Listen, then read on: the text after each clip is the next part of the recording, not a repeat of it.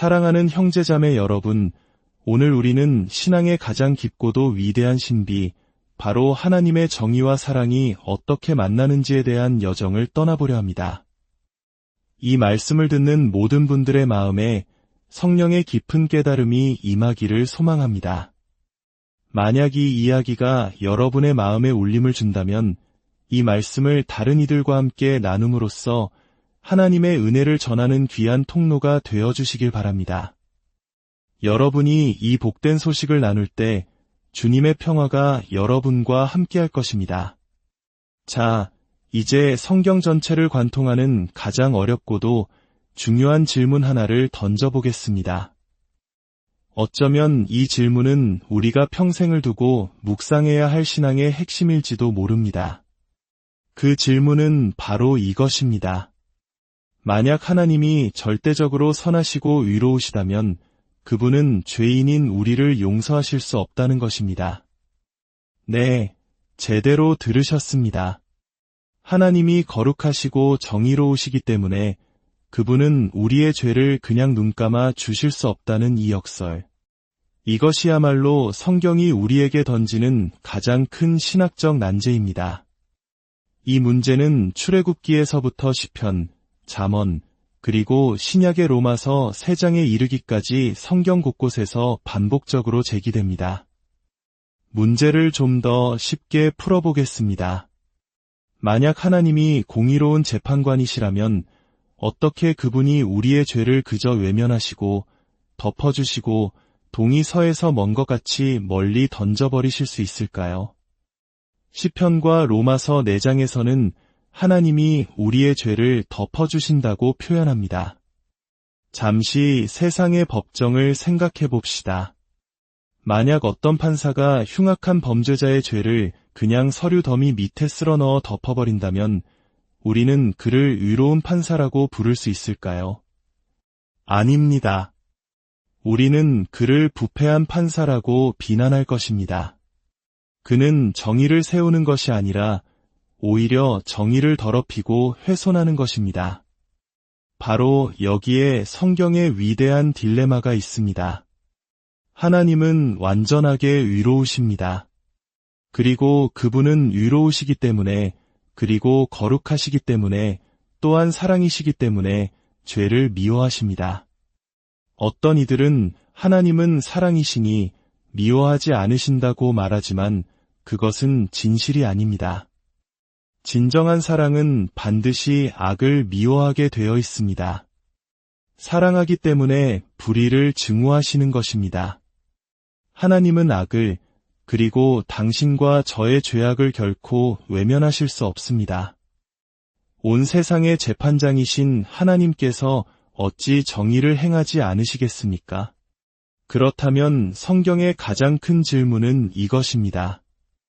어떻게 하나님은 공의를 지키시면서 동시에 죄인들을 용서하실 수 있는가?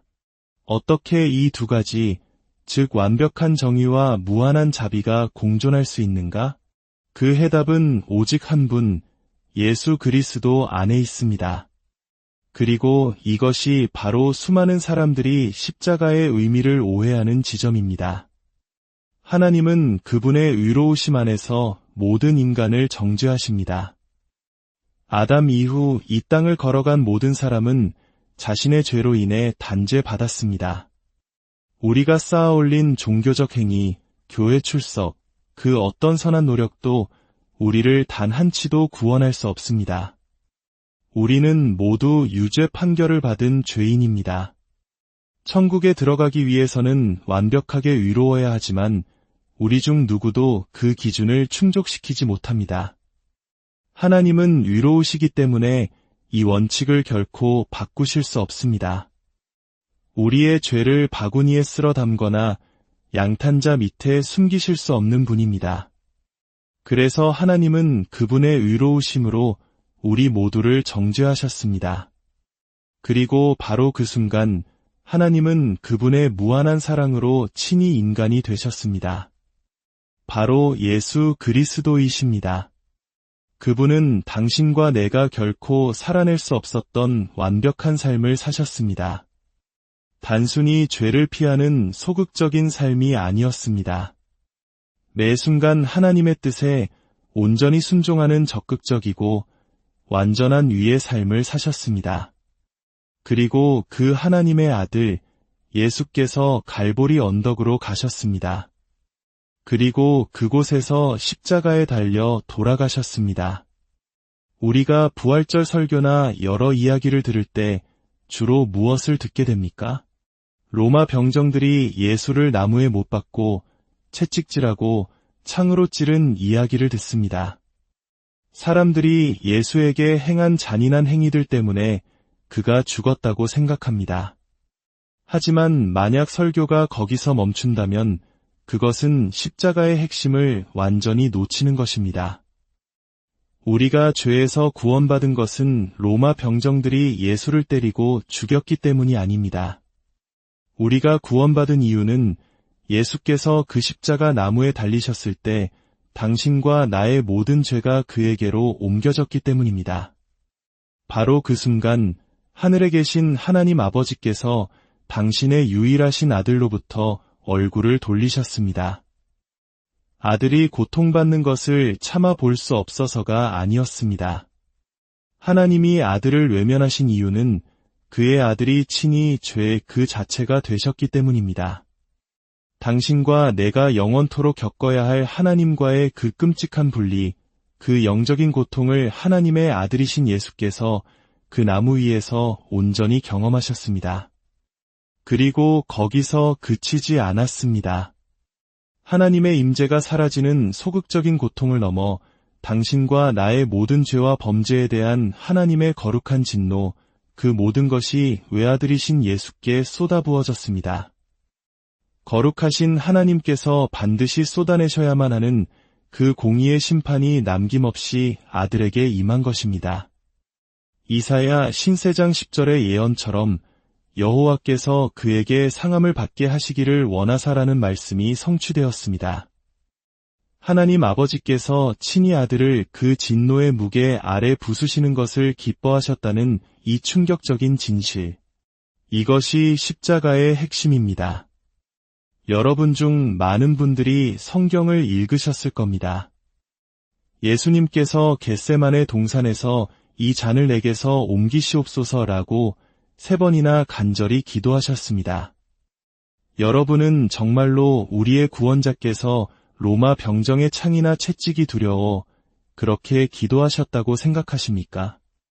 수많은 사람들이 예수님이 바라보신 그 잔이 십자가의 육체적 고통이라고 생각합니다.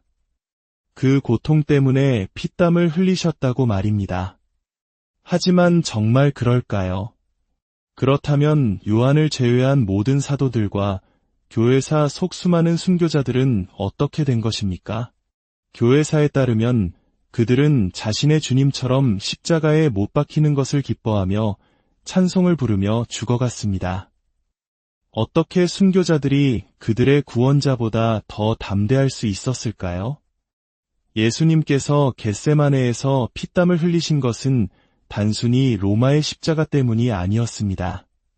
그 잔에 담겨 있었던 것은 바로 우리가 저지른 모든 죄에 대한 전능하신 하나님의 진노였습니다.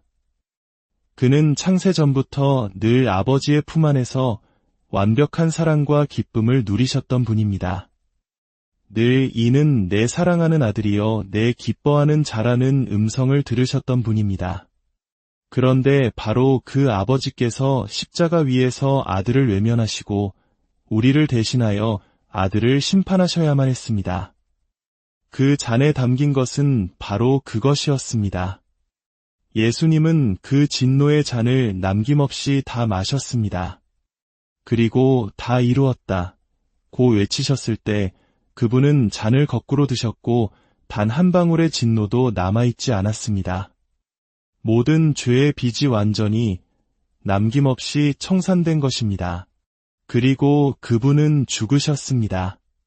사흘 만에 자신의 능력과 성령의 능력, 그리고 아버지의 능력으로 다시 살아나셨습니다. 로마서는 이 부활이야말로 하나님께서 당신의 아들이 옳았음을 증명하신 표징이며 갈보리에서의 죽음이 우리의 모든 죄를 갚기에 충분했다는 명백한 증거라고 말합니다.